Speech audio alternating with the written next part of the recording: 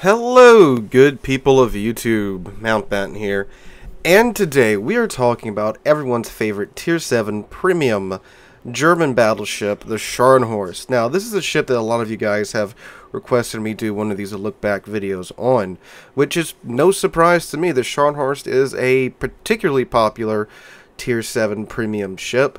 I mean, there's a lot to like here with the Scharnhorst. She's quite an old ship as well.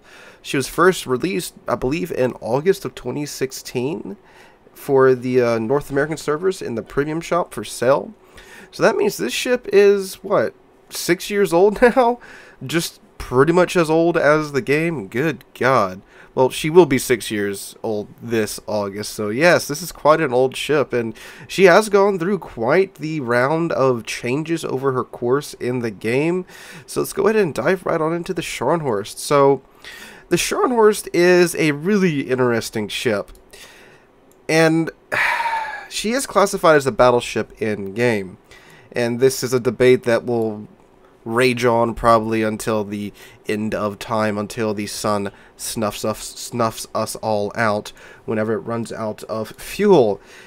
Is the Scharnhorst a battleship, battle cruiser, or fast battleship? That's something that's gonna just rage on, and I'm sure probably quite a few of you will write very, very, very convincing paragraphs in the comments down below, which I will enjoy reading.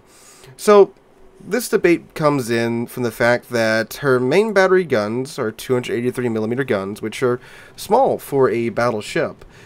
In fact, it was used, well, not the same gun, but the same caliber of gun was used on the Graf Spee, which is, again, another, is it a battleship, is it a super heavy cruiser, is it a battle cruiser type deal, and also the same caliber of guns that you can find on the Tier 10 Dutch cruiser, the Golden Lion, which is a cruiser in-game. And you could say, well, because it has a small caliber gun, it is a battle cruiser, and you wouldn't be wrong there, but then you're also met with the fact that this ship is dummy thick in the armor department. I mean, this is a really tough cookie to crack, and we'll be taking a look at that right here in a moment. And it's fast too, so it's technically too heavily armored to be a battle cruiser, technically has two small caliber guns to be a battleship, and it's fast like a cruiser, and maneuverable like a cruiser as well. So it's a conundrum. Many, I believe, have settled on fast battleship or fast heavily armored battle cruiser or whatever. Again, battle cruiser is kind of a blurry spot when you start calling ships that, but in game she is classified as a battleship, so that's what I'll be referring to her as throughout this video. Alright, so let's go ahead and take a look at her armor. I'll throw a couple of images up on screen so you guys can see what I'm talking about. So like I said, this is a very, very, very well protected battleship in game, especially for a Tier 7 battleship. She has an icebreaker bow that is 70mm thick. Her belt armor is 350mm thick. And her lower belt below the main belt is 260mm thick. Her upper belt is 45mm thick. And she has a partial wraparound stern armor belt of 90mm, but her stern is 26mm as well, as is the non-icebreaker portion of her bow. Her bow and stern decks are 26mm thick, and then her main deck is 50mm thick. So again, quite a very, very, very well armored battleship. If you take away those outer armor layers, you can see that her citadel is protected by, of course, the good old German turtleback. So this is a ship that you probably won't be citadeling except at extremely long ranges with very, very large caliber guns, or through some lucky shots through some of the ship's geometry. And, of course, the citadel is below the waterline anyway besides that. And it is a sloped citadel as well.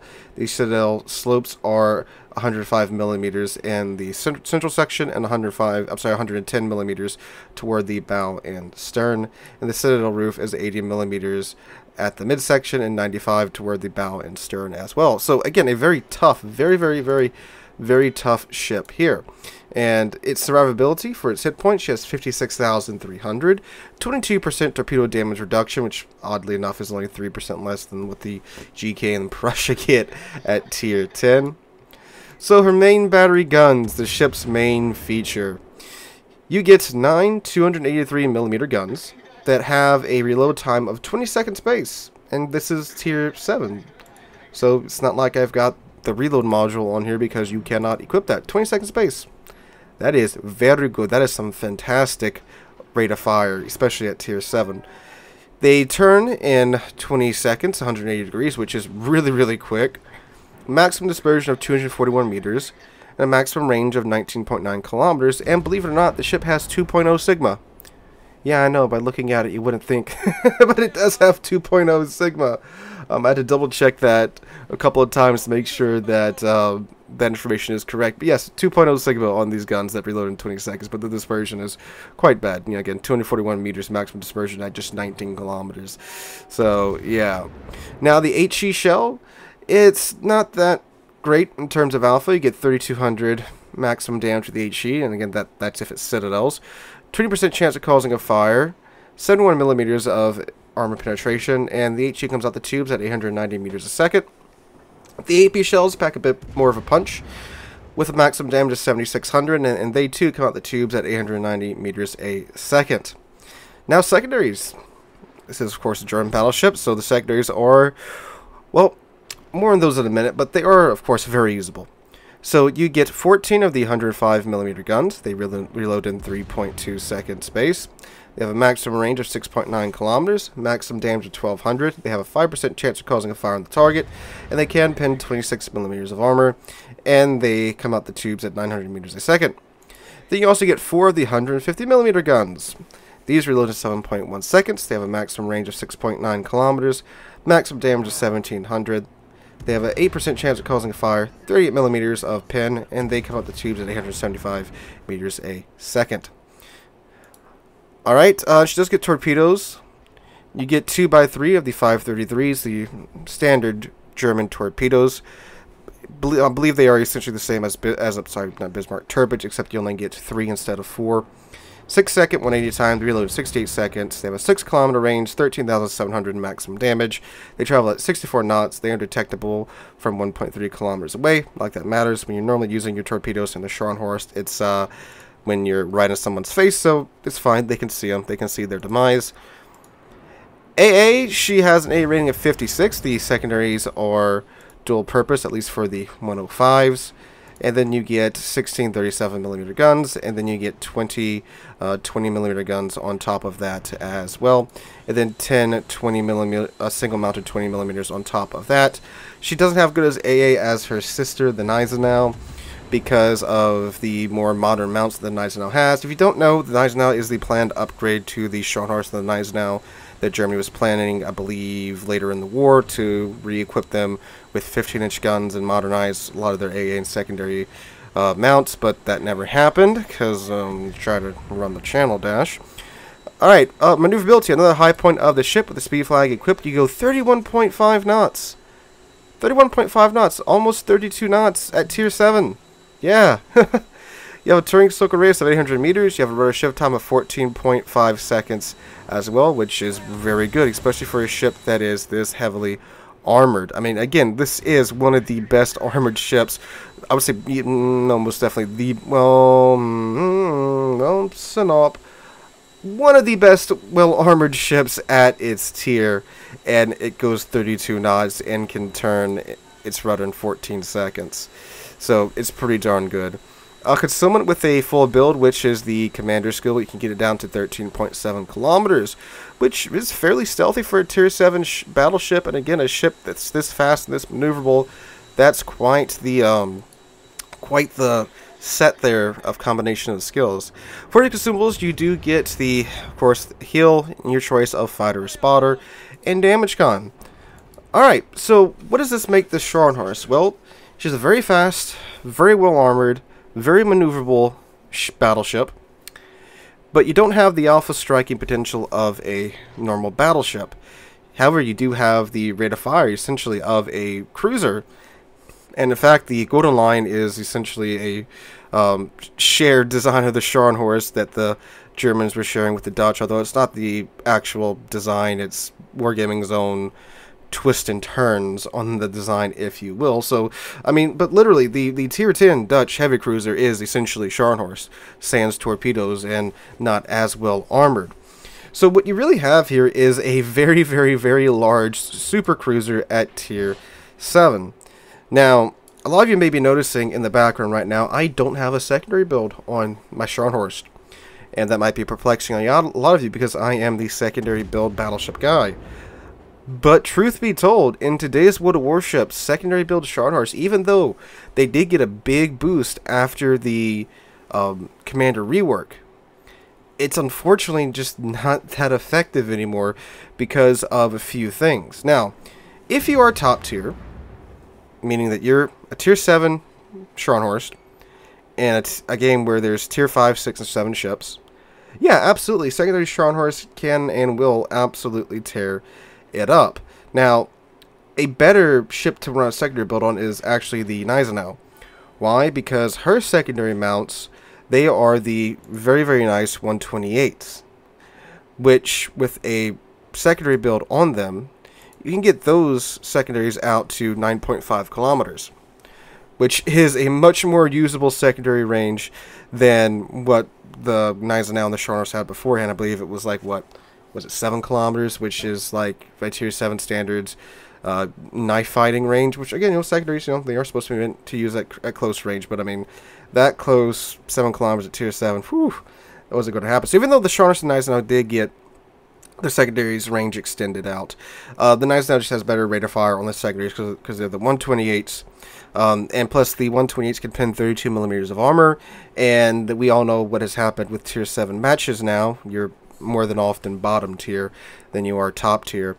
So those 105s that can, I'm sorry, those 105s that can only pin 26 millimeters of armor, that's fine if you're in a tier 7 game and that's the major threshold that you need to cross. But when you're in a tier 9 game and 32 millimeters new threshold that you really need to cross with your secondaries, that's just not happening because you should have 105s, and you don't really have the volume of fire of, like, of course the well, of course not of the Schlieffen or the Prussia or even the Tirpitz, because you are a tier 7 ship. You don't have as many guns, they don't reload as fast. So it's unfortunately just not really worth it anymore. And since they changed the secondary skills to where the accuracy builds up over time, it's not even really worth it to deal with DDs, because no DD is going to really sit in your secondary range of, your 9.5 kilometer range for 45 seconds in a tier 7 game unless they're completely just brain dead, and at that point you just shove 9 283 millimeter guns up their rudder and deal with them like that. So building into the main battery guns and the survivability of their Scharnhorst is really the way that you want to go now, and that's what I've done here. And I've had some absolutely fantastic games with the ship like this, running the Enemy Systems Mod 1 mod slot instead of the secondary mod slot, and building into the survivability with your commanders. So now you don't get set on fire in 4 places on your ship. You have a much quicker fire extinguishing time too because of that. It's just so much better because the ship lives longer. And that's what's most important in the games, is you surviving long enough to do something. Now, I'm not saying go sit in the back of the map, but in order to get the secondaries really in the fight nowadays, either you have to get that one-off game that isn't like a lot of high-tier matches now, or you have to basically throw your ship away, which is something you do not want to be doing. So this build allows you to stay at medium ranges, stay in the fight a lot longer, and get those guns running for as long as possible. Because again, the Scharnhorst has fantastic DPM for a battleship. You get these guns going every 20 seconds base. Add adrenaline rush on top of that, and you're going to have a sub 20 second reload Scharnhorst in no time flat. In fact, I believe in this match, by the end of the match, I've got like a 17 second reload, 16 second reload on my Scharnhorst, which is freaking nuts for a battleship to have. And yeah, the HE isn't that great, and you really only want to use it when you're in, let's say, like a high tier game, like you're bottom tier and there's battleships that are battle tanking you. Then that's when you want to use it. Or if you're in a tier 7 game and you run into a similar situation where the enemy's just showing their bow toward you, you can't really overmatch anything because you have 283 millimeter guns, then load in that HE and throw it in their faces. Or if there are DDs showing up, the ship's really good for dealing with DDs even after the whole German dispersion thing. But again, too, the dispersion was buffed. All German battleships got a American dispersion some time ago, so the guns are more accurate now. And yes, they are more accurate now And I know you're watching some pretty wonky salvos in the background right now. And yeah, imagine playing this ship when it was worse. So yeah, enjoy it for sure. So the way you really want to play it today is, if you're top tier, well, I mean, shoot, then you're world's your oyster at that point. You can afford to play a lot closer. You want to play it like a super cruiser. Play it almost like you're playing a gear. You want to keep either A, running around in the back if there's no island cover, and just keep shooting targets of interest, broadside cruisers, because you have 283mm guns. You aren't going to be overpitting them as much, and you will ruin their day when your shells connect. Or battleships showing their broadside too. Sure, it doesn't have 15-inch guns or anything like that, but I mean, 9 283mm shells to the side of your ship, that's going to hurt. I don't care what you're in, it's going to hurt. Or, again, if you need to, load HE and just get burning, because you have a 20-second reload time. By the time the shells get there, more than likely, you've only got 7 or 8 seconds left on your reload time. Then, you want to conserve your ship. That way, toward the end of the match, when you need to, you can afford to push in, tank, take some damage. Like the match you're watching right now, this is a double CV game. And it's a tier 8 and tier 6 CV, and yeah, it's the second CV is a tier 6 CV, but I mean, like, it's a double CV game, and I'm in freaking Scharnhorst. Definitely not the best AA in the game. So, because I was able to preserve my ship for most of the match, I was able to push in at the end and do what I needed to do, and the help to do it.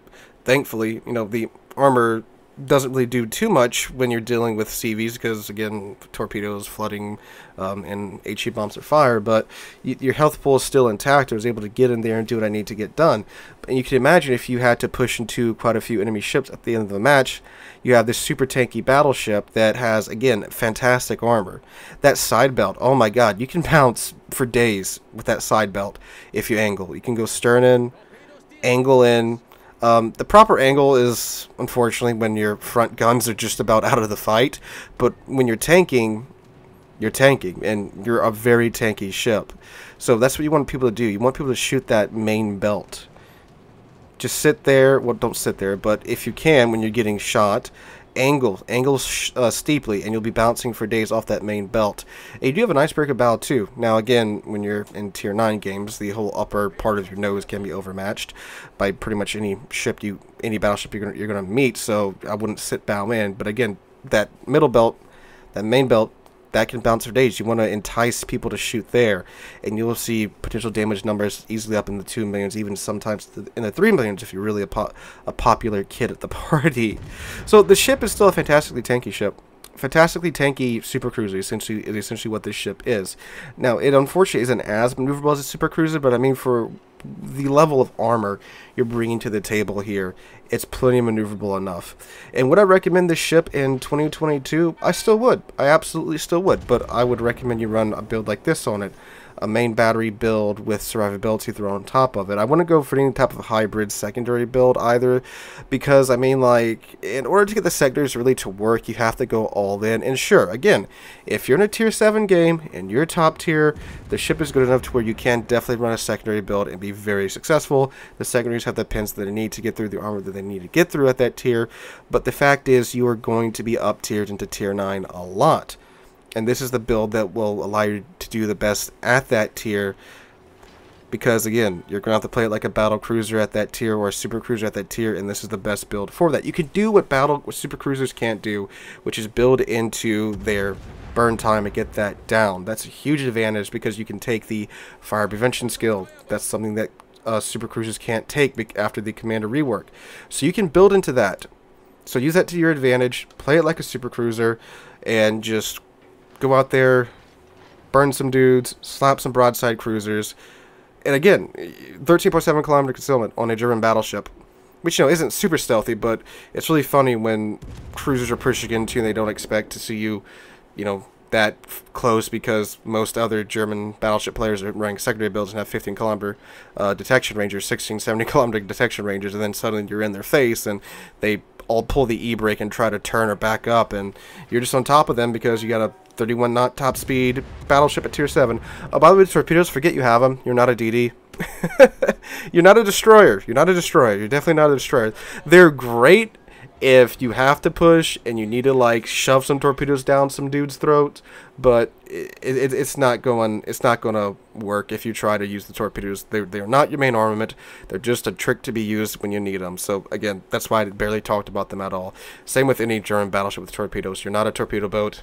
Use your guns and use your armor to your advantage, and don't try to use your torpedoes and get slapped because you showed broadside trying to get your torps off.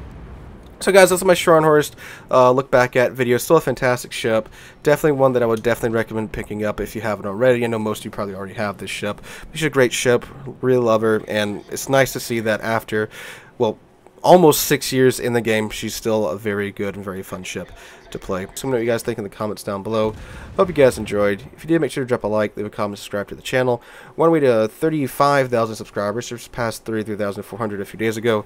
I cannot thank you guys enough for that. Hope you all have a wonderful Monday, have a wonderful week. Hope to catch you guys in the next one.